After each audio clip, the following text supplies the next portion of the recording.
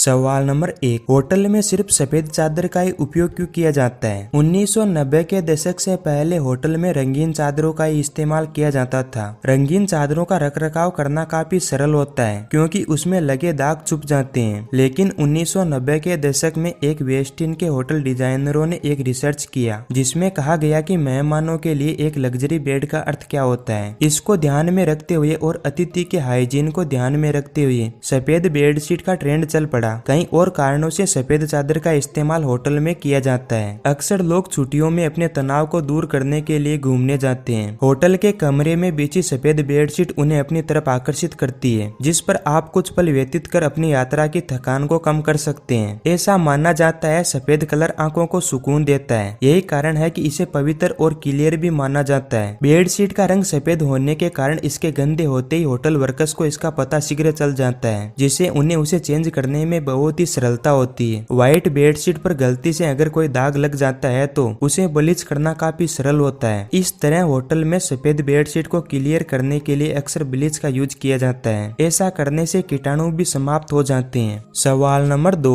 Red Indian किन लोगों को कहा जाता है? कोलंबस भारत की तलाश में अमेरिका पहुंच गया था। जब वो अमेरिका पहुंचा उसे लगा वो भारत में है। तब उसने वहाँ के निवासियों को रेड इंडियन कहा। लाल इसलिए क्योंकि वो आदिवासी लाल रंग के थे, उनका शरीर लाल रंग का था। यही लोग अमेरिका के मूल निवासी हुआ करते थे। लेकिन जब ब्रिटेन से लोग अमेरिका में बसने लगे तो ये तादाद में खत्म होती गई। आज भी अमेरिका के पहाड़ों में ये छुपे होते हैं, छुपकर शिकार करते हैं। सवाल नंबर 3, पिस्टल और रिवॉल्वर में क्या अंतर है? पिस्टल एक प्रकार की हैंडगन है जिसमें गोलियों की भरी हुई एक मैगजीन लगाई जाती है। आम भाषा में इसे ही पिस्टल कहा जाता है, जबकि रिवॉल्वर एक प्रकार की बंदूक होती है जिसमें एक घूमने वाले सिलेंडर में गोलियां होती है। एक गोली चलने पर सिलेंडर अपने आप घूम जाता है और दूसरी गोली बैरल के सामने आ जाती है। रिवॉल्वर में आमतौर पर 6 गोलियां डलती है। दोनों में सबसे बड़ा अंतर इसके कारतूस लगने की प्रणाली से निर्धारित होता है। सवाल नंबर 4, भंडारा क्यों नहीं खाना चाहिए? अक्सर हमने देखा है लोग किसी न किसी त्योहार पर, किसी न किसी विशेष तिथि पर भंडारा करते हैं। अब सबसे रोचक बात आज मैं आपको बताने जा रहा हूँ, वो ये है कि क्या हमें भंडारा खाना चाहिए या नहीं। भंडारे में बना हुआ खाना कई प्रकार का होता है और सबसे विशेष बात इसमें यह है कि यह किस कारण से भंडारा किया जा रहा है। अगर भंडारा किसी देवी देवताओं को प्रसन्न करके उनको भोग लगाकर किया जा रहा है या उनकी पूजा के प्रसाद के रूप में किया जा रहा है तो इसको खाने से आपको फायदा होगा। आपको भगवान की कृपा मिलेगी, उस देवी की कृपा मिलेगी जिसके भोग के बाद आपको ये प्रसाद रूपी भंडारा खाने को मिला है। पर कभी कभी ऐसे भंडारे भी किए जाते हैं जो अपनी परेशानी, अपने जीवन में आए हुए कष्ट और किसी भी किस्म की विपदा को उतारने के लिए किया हो। अक्सर लोग जब भी अपनी किसी भी बड़ी विपदा, परेशानी, परिवार में किसी की बीमारी या किसी की मृत्यु के एवज में भोजन करते हैं या भंडारा करते हैं तो ऐसे भोज या भंडारा खाना विशेष रूप से नुकसानदायक होता है। जब भी आप ऐसा खाना खाएं, ऐसे भोजन को ग्रहण करेंगे जो इंसान अपने दुख में आपको दे रहा है। किसी के प्रियजन की मृत्यु होने पर जो भंडारा 13वीं पे होता है, ऐसे खाने को खाने से इंसान के लोगों की शरीर की ऊर्जा कम हो जाती है।